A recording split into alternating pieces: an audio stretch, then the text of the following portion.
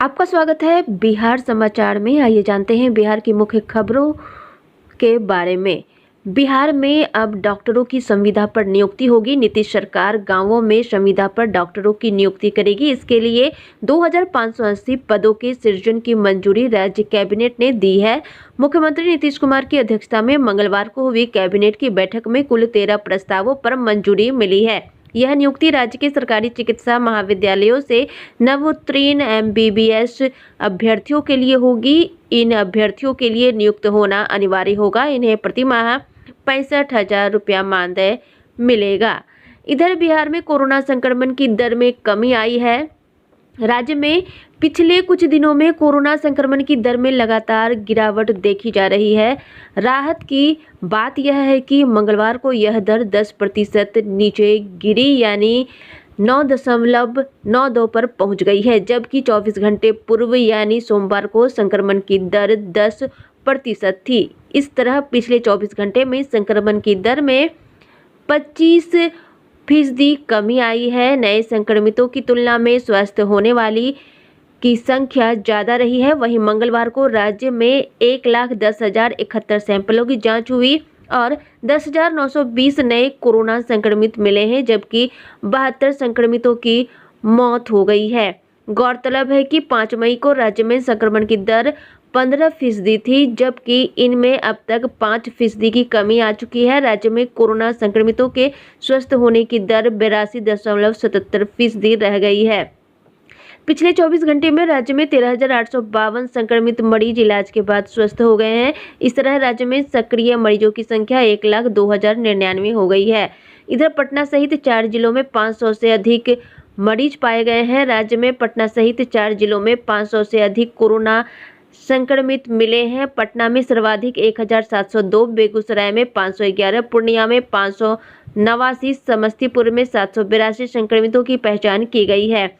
26 जिलों में 100 से अधिक नए संक्रमित मिले हैं। राज्य के 26 जिलों में 100 से अधिक नए कोरोना संक्रमित की पहचान की गई है। अररिया में 188, अरवल में 173, औरंगाबाद में 430, भागलपुर में 136, दरभंगा में 116, पूर्वी चंपारण में 442, गया में 405, गोपालगंज में 317, जमुई में 173, कटिहार में 338, खगड़िया में 130, किशनगंज में 114, लखीसराय में 148, मधेपुरा में 153, मधुबनी में 435, मुंगेर में 305, मुजफ्फरपुर में 452, नालंदा में 279, रोहतास में 116, सारण में 355, वहीं शेखपुरा में 127, सीतामढ़ी में 103, सिवान में 263, सुपौल में 266, वैशाली में 493 और पश्चिम चंपारण में 246 नए कोरोना संक्रमितों की पहचान की गई है।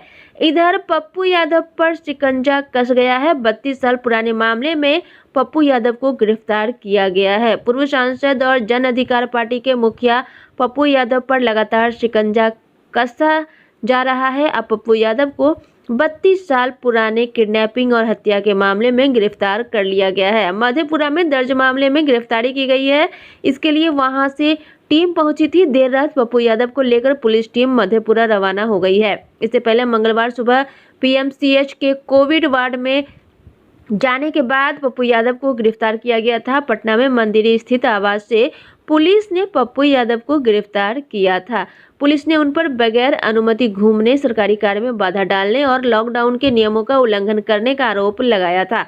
इधर पप्पू यादव की गिरफ्तारी पर मांझी नाराज थे। इसके बाद नीतीश कुमार के मंत्री सहनी भी नाराज हो गए हैं। विकासशील इंसान पार्टी के अध्यक्ष और प्रदेश के पशु एवं मत्स्य विभाग के मंत्री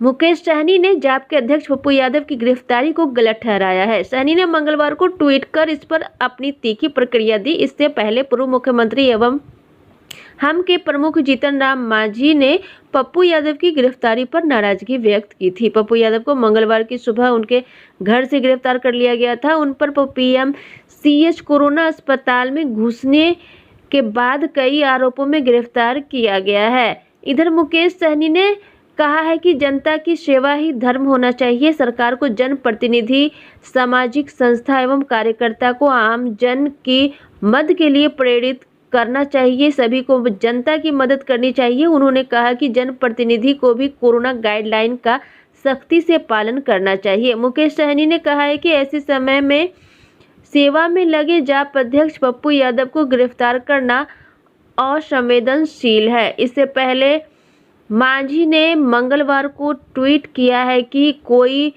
जनप्रतिनिधि अगर दिन रात जनता की सेवा करे और उसके एवज में उसे गिरफ्तार किया जाए तो ऐसी घटना मानवता के लिए खतरनाक है। ऐसे मामलों की पहले न्यायिक जांच कर होगी, तभी इस पर कार्रवाई की जाएगी, नहीं तो जन आक्रोश होना लाजमी है। इधर पप्पू यादव ने कहा है कि सरकार मुझे कोरोना पॉजिटिव कर मरवाना चाहती है। बिहार के पूर्व सांसद और जन अधिकार पार्टी के मुखिया पप्पू यादव की गिरफ्तारी पर बिहार में सियासी उबाल देखने को मिल रहा है। कोई इनकी गिरफ्तारी का विरोध कर रहा है तो कोई इनके समर्थन में सड़क पर उतर आया है। इस बीच अपनी गिरफ्तारी पर पप्पू यादव ने बिहार के मुख्यमंत्री नीतीश कुमार पर बड़ा आरोप लगाया है। पप्पू यादव ने ट्वीट कर कहा है कि नीतीश सरकार उन्हें कोरोना पॉजिटिव कर मरवाना चाहती है। आपको बता दें कि बिहार के पूर्व सांसद और जाप प्रमुख पप्पू यादव को मंगलवार सुबह पटना में मंदिर स्थित उनके आवास से पुलिस ने गिरफ्तार कर लिया। पप्पू यादव सुबह के समय पीएमसीएच के कोविड वार्ड में गए थे। पप्पू यादव की गिरफ्तारी की खबर सुनकर उनके आवास पर समर्थकों की भीड़ जमा होने लगी है। बीते सोमवार को भी पप्पू यादव पीएमसीएच गए थे। वहीं पुलिस के मुताबिक उन पर बगैर अनुमति के घूमने, सरकारी कार्य में बाधा डालने और लॉकडाउन के नियमों का उल्लंघन करने का आरोप लगाया गया है। गिरफ्तारी के बाद जाप प्रमुख पप्पू यादव ने ट्वीट कर कहा है कि नीतीश जी प्रणाम, धैर्य की परीक्षा न लें, अन्यथा जनता अपने हाथों में व्यवस्था ले लेगी तो आपका प्रशासन सारा लॉकडाउन प्रोटोकॉल भूल जाएगा। मेरा 1 माह पहले ऑपरेशन हुआ है, तब भी अपना जीवन दांव पर लगा दिया हूं, जिंदगियां बचा रहे हैं। अभी मेरा टेस्ट हुआ है, कोरोना निगेटिव आया है, आप पॉजिटिव कर मारना चाहते हैं। उन्होंने एक और ट्वीट कर कहा है कि सरकारों को कोरोना की तीसरी लहर से लड़ने की तैयारी करनी चाहिए तो पप्पू यादव से लड़ रहे हैं। हमारे साथ सेवा में, मदद में, जिंदगी बचाने में प्रतिस्पर्धा करो ना, फंसाने और जेल भेजने की साजिश में समय जायज क्यों कर रहे हो? पूरे बिहार में मामला खोज रहे हैं, कैसे फंसाकर अपनी नाकामी छुपाएं। पप्पू यादव ने कह दिया है कि नीतीश सरकार उसे मरवाना चाहती है। इधर गंगा नदी में कई लाशें मिली है, जिससे हड़कंप मच गया है।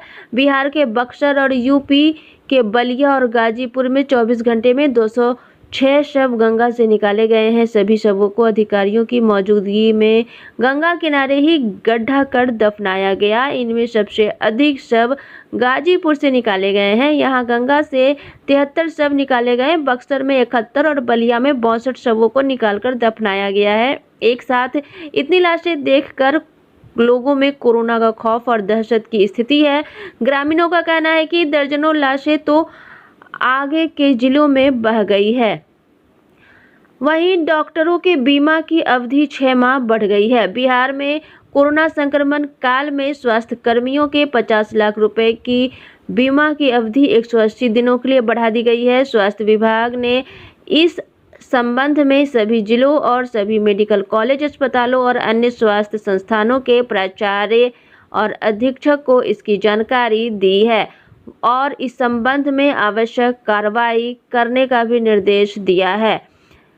इसके अलावा आपको बता दें कि पप्पू यादव वीरपुर जेल भेजे गए हैं। पूर्व सांसद पप्पू यादव को लेकर मधेपुरा पुलिस मंगलवार की रात के 11 बजे मधेपुरा व्यवहार न्यायालय पहुंची। आनन फानन में पूर्व सांसद के रिमांड के लिए प्रभारी अपर मुख्य न्यायिक दंडाधिकारी ने वीसी से रिमांड किया, जबकि न्यायालय कर्मी व्यवहार न्यायालय पहुंचे। गौरतलब है कि व्यवहार न्यायालय में कार्य लॉकडाउन के कारण लगभग बंद था, लेकिन पूर्व सांसद की गिरफ्तारी के बाद उनको रिमांड करने के लिए विशेष तौर पर व्यवस्था की गई।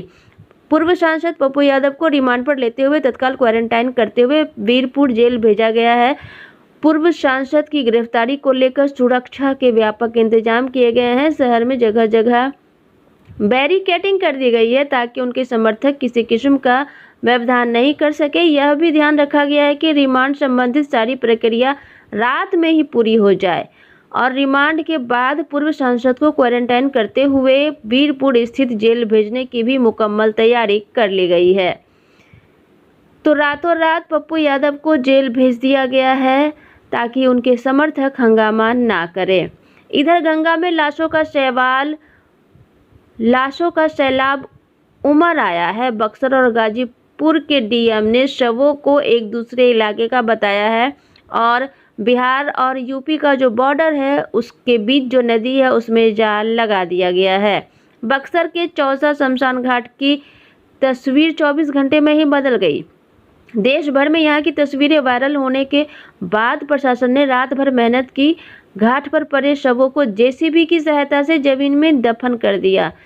सारे लाशों को जमीन में ही दफन कर दिया। चौसा और आसपास के घाटों से कुल 71 शवों के डीएनए और कोविड टेस्ट के लिए सैंपल लिए गए हैं। इस मामले में जब अधिकारियों के बीच मेरा तेरा वाली बयानबाजी चल रही है तो बक्सर और पड़ोसी यूपी के गाजीपुर जिलों के डीएम ने अपने अपने यहाँ के शव होने से साफ इनकार कर दिया है। बक्सर जिला प्रशासन ने अब ड्रोन कैमरे से घाटों की निगरानी करने की तैयारी की है। इससे यह बात साफ हो जाती है कि शव कहाँ से बहाए जा रहे हैं। इस कुर्सी पर गंगा से मिले 28 लावारिस शवों के सैंपल रखे गए हैं और उसकी जांच चल रही है।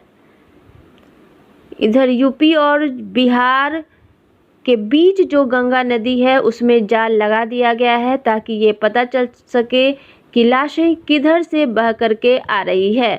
तो ये थी आज की खबरें। इसी तरह की बिहार से जुड़ी सभी प्रकार की खबरों के लिए हमारे चैनल को सब्सक्राइब करें। अगर आपको ये वीडियो पसंद आया है तो वीडियो को लाइक एवं शेयर करें। वीडियो देखने के लिए बहुत बहुत धन्यवाद।